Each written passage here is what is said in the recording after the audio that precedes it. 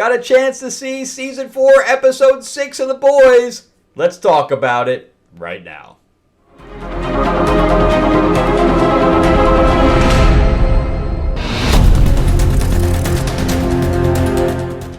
Alright everybody, welcome back to the channel. I so appreciate you hanging with me as we talk about movies, comic books, and television shows and the occasional board game. I am your host, Frank Zenka. I'm an award-winning screenwriter, novelist, and comic book writer, as well as a filmmaker.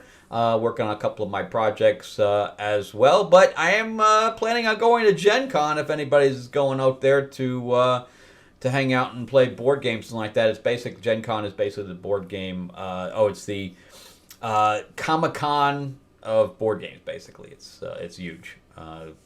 Thousands and thousands of people. It's pretty amazing. I want to chat about Episode 6 as we delve further into Season 4 of The Boys. This season definitely has lacked in comparison to the others as far as I'm concerned.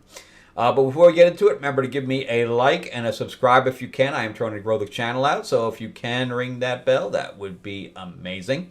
And if you are interested in anything that I've written, the description below has a link to Amazon where I have a pile of novels and graphic novels and things like that.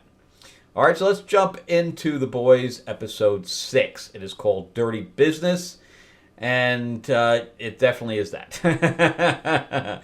And after singing the praises of Anthony Starr, who plays Homelander a couple weeks ago, where I always really praise him, I think he's an amazing actor, but I heard now through the grapevine here or some other reviewers that he is like an awful person, which that does happen, where you do have a really great actor who's a really awful person.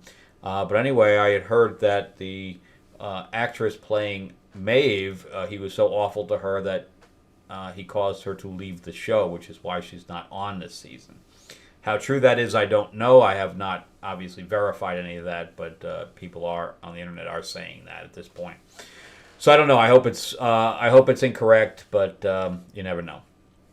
So this was a incredibly awful episode. This was after the one before this. The last one I thought was pretty decent. The one before that wasn't very good, and now this one's not very good. But the director here is a very good director. Her name is Karen Gaviola, and I don't know if that's Italian, but she has 72 different directing credits from shows that I adore. Anything from Bones to Chicago Fire, Shadow and Bone, Walking Dead. I mean, there's a pile. I just looked at her DB. I'm just stuff that I've remembered. I'm not looking at it presently, but she's done some amazing stuff. So it wasn't the directing. It couldn't be. She knows what she's doing. So I can only place the blame here then on the writing. And this was written by Anselm Richardson, who's done very little. And he is an actor turned writer, which is I think part of the problem. Because it's not the actors, not the director. So the only other problem would be the writer. And I blame the writer pretty much 100% here. It got so political that it was nauseating. And literally they go to an alt-right party. They literally say that. So they're not even trying to hide any of it. And where the guy there is talking to A-Train and says, "Hey, my ancestors used to go and catch slaves. He would definitely give you a run for your money." I'm like, come on. You're not even trying to hide anything here. So you're saying that alt-right people are racist. I mean, not even hiding anything. I mean, it's not even subtle. So, I mean, just bad. And then it goes into internment camps. It goes into illegal immigrants. Every little talking point about the alt-right is brought up here. Every single one. I mean, you can't even dodge from it. It's just in your face. I was actually pleased. That I'm going to do spoilers here because the show is so bad that I kind of hope you don't watch it. I'm going to try to save you some time. And so they're trying to infiltrate this party, the alt-right party, so they can get information from this guy named Tech Knight. And they send Yui in there, and it's a very gross scene too, where this guy takes drugs up his ass, and Mother's Milk has to do that. And then they give the suit of the guy that's like Spider-Man, and they give that suit to Yui to go in there and do the infiltration. He has to keep the mask on, obviously.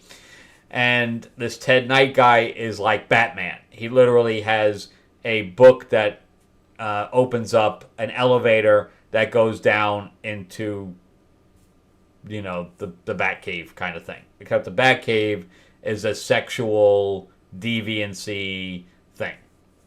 And it's just awful. He participates in that, and he's got another one of his sidekicks is, already in leather with a ball in his mouth and chained up. So the guy is just a horrible person, and the other girl comes down that used to be like the head of Vought that keeps getting downgraded, and she's a dominatrix, which we saw in the last episode. So she's back in here again in this one. So anyway, they finally figure out that Yui is not the guy, and the others try to rescue him. And Starlight ends up confronting Firecracker and knocks her out, even though she's having problems with her powers, which we don't even know why. They never even explain it. Kamiko tries to go see Frenchie, who gives a shit. If he stays in prison for the rest of this show, I'd be happy. And they've destroyed that character already. Billy Butcher now has the guy that he from the last episode with when he tore the leg off there to make the virus. We finally realize that he's been talking to his wife in his head, and now Henry D. Morgan from Walking Dead, Negan, he's also in his head. So he's been talking to multiple people in his head throughout this entire season. That I found interesting. Other than that, this was a waste of time. So the rest of the team now goes in there, and Mother's Milk is confronted by Sage. And he shoots her in the head. I was like, yes, let's kill this character off. And I gotta hand it to the actress, so we already know that, her brain grows back.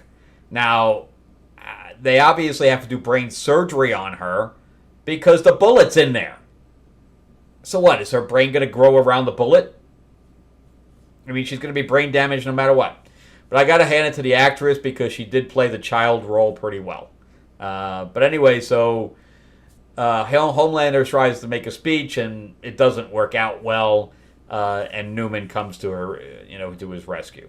Meanwhile, they go down and rescue Yui, and they find out that they killed the Ted Knight character, and then not before telling him that, or him telling them that, they're doing internment camps, or that's their plan. Whatever.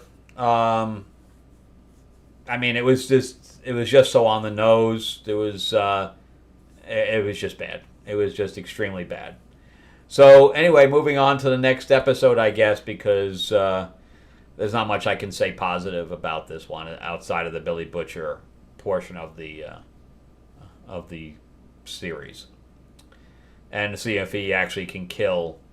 That's the other thing, is that the virus, we find out that the potency of the virus needs to be updated or entrenched into Homelander, but when that does that, since the potency needs to be so large to kill him, it'll actually become airborne and kill everyone that's a soup.